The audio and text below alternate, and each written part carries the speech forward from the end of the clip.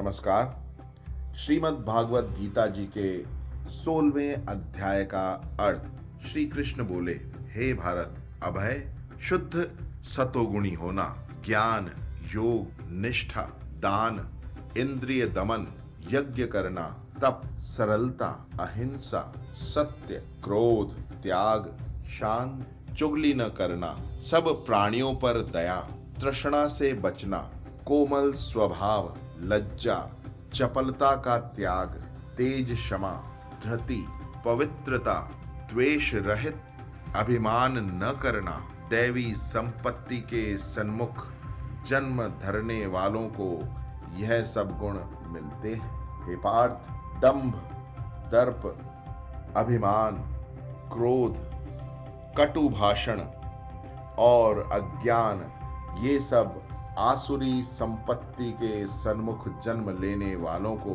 प्राप्त होते हैं। हे पांडव, दैवी संपत्ति मोक्ष और आसुरी संपत्ति बंधन का कारण होती है। तुम शोक न करो, क्योंकि तुम उत्तम दैवी संपत्ति के भोग को जन्मे हो। हे पार्थ, इस लोक में देव और असुर, ये दो प्रकार के प्राणी उत्पन्न किए गए। देवी का विस्तार पूर्वक वर्णन कर चुके, अब आसुरी को सुनो। धर्म में प्रवृत्ति और अधर्म से निवृत्ति असुर लोग नहीं जानते। उनमें न सोच, न आचार और न सत्य ही है। वे संसार को असत्य, निराधार और अनिश्वर कहते हैं। उनके मन में जगत की उत्पत्ति का कारण काम से प्रेरित स्त्री पुरुष के संभोग के अतिरिक्त कुछ नहीं है।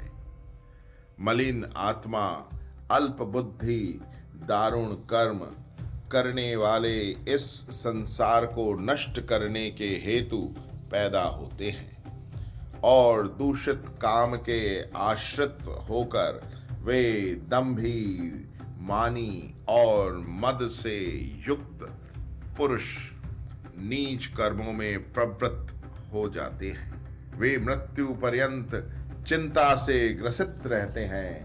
कामोपभोग ही सब कुछ है, इसी को सर्वस्व मानते हैं। अनेक आशा रूप पाशों से बंधे, काम क्रोध में तत्पर, कामोपभोग के लिए अनन्य से अर्थ संचय की इच्छा रखते हैं।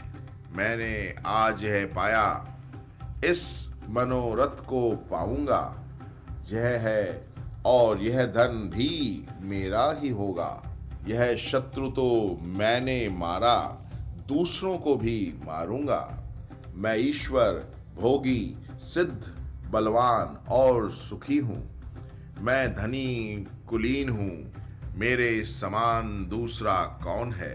मैं यज्ञ करूंगा, दान भी करूंगा। इस प्रकार अज्ञान से मोहित हुए हैं। अनेक कल्पनाओं से मोह रूपी बंधन में फंसे हुए विषय भोग में आसक्त लोग रौरव नरक में गिरते हैं। अपनी बढ़ाई आप करते हैं, धन धान्य के मद में चूर रहते हैं। शास्त्रोक्त विधि छोड़कर केवल नाम के लिए यज्ञ करते हैं। ये अहंकार, बल, घमंड, काम और क्रोध से युक्त हैं। अपनी तथा औरों की देह में स्थित मुझसे द्वेष रखने तथा मेरी निंदा करते हैं। इन द्वेष करने वाले क्रूर और अधम पापियों को मैं संसार की आसुरी योनियों में डालता हूँ।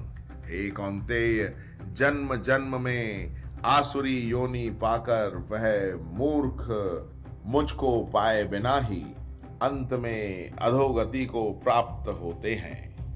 काम, क्रोध और लोभ, ये तीन नरक के द्वार हैं जो आत्मा का नाश करते हैं। इस कारण तीनों को त्यागना चाहिए। हे कौन्तेय, इन तीन नरक द्वारों से छूटा हुआ मनुष्य अपने कल्याण को सुकृत करता है, तब उत्तम गति को पाता है।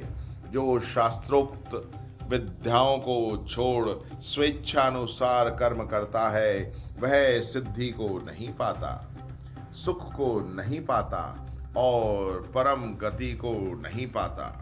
अतएव कार्य और अकार्य इनको जानने के लिए शास्त्र प्रमाण है। शास्त्रोक्त विधान जानकर उसी के अनुसार कर्म करना चाहिए। इति श्रीमद्भागवत गीता सुपनिषद सुब्रह्म विद्या योग शास्त्र श्री कृष्ण अर्जुन संवादे षोडशो अध्याय समाप्त। 16वें अध्याय का महात्म्य। श्री नारायण जी बोले, हे लक्ष्मी, सोरठ देश था जिसके राजा का नाम खड़क बाहु था। बड़ा धर्मात्मा था। उसके हाथियों में एक हाथी बड़ा मस्त था, जिसकी धूम मची रहे, महावतों को पास न आने देवे। जो महावत उस पर चढ़े उसी को मार डाले। हाथी के पांव में जंजीर बंधी रहे। उसके खेद से राजा ने और देश के महावत बुलाकर कहा, कोई ऐसा होए जो इस हाथी को पकड़े, मैं उसको बहुत धन दूंगा। हे लक्ष्मी, उस हाथी को किसी ने नहीं पकड़ा।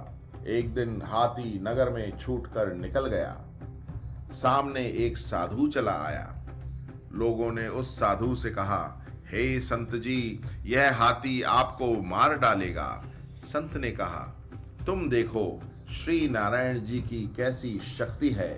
हाथी की क्या शक्ति जो मुझको मारे, मेरे नजदीक नहीं आ सकता। साधु ने नेत्र पसार कर देखा। हाथी ने सूंड के साथ साधु की वंदना की। साधु ने कहा, हे गजेंद्र, मैं तुझे जानता हूं। पिछले जन्म में तू पापी था। मैं तेरा उद्धार करूंगा, चिंता मत कर। हाथी बारंबार चरण छूता, माथा नवाता था। लोगों ने देखकर राजा को खबर की।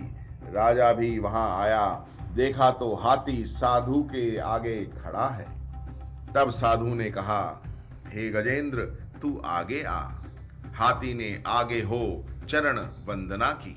उस संत गीता पाठी ने कमंडल से जल लेकर मुख से कहा, गीता के 16वें अध्याय का फल इस हाथी को दिया। इतना कह जल छिड़कने से हाथी की देह को छोड़ देवदेही पाई। विमान पर चढ़ बैकुंठ को गया। राजा ने संत को दंडवत प्रणाम किया और कहा, संत जी, आपने कौन सा मंत्र कहा जिससे इस अदम दुखदायक को सद्गति प्राप्त हुई? संत ने कहा, मैंने गीता के 16वें अध्याय का फल दिया है। नित्य ही मैं पाठ करता हूँ। ओम नमः इति।